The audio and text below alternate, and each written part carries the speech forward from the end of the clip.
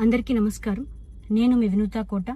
తెలుగింటి ఆడబిడ్డగా మీడియా ద్వారా రాష్ట్ర ప్రజానికానికి, శ్రీకాళహస్తి నియోజకవర్గ ప్రజలకు, నాతో పనిచేసిన మా జనసైనికులకు కొన్ని విషయాలు తెలియజేయడానికి మీ ముందుకు వీడియో ద్వారా వస్తున్నాను. మనసు నిండా పుట్టెడు బాధతో మీ ముందుకు వచ్చాను.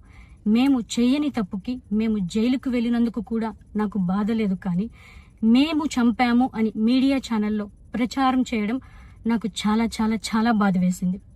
అతని చావులో మా ప్రమేయం లేదని గౌరవ కోర్టు భావించింది కాబట్టే నాకు 19 రోజుల్లో బెయిల్ వచ్చింది.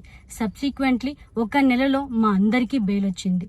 మేము ఫారెన్లో లక్షల జీతాలు వదులుకొని రాజకీయాల్లోకి వచ్చింది ప్రజలకు సేవ చేయడానికి, కానీ మనుషుల ప్రాణాలను తీయడానికైతే కాదు. అలాంటి మనస్తత్వం మాది కాదు.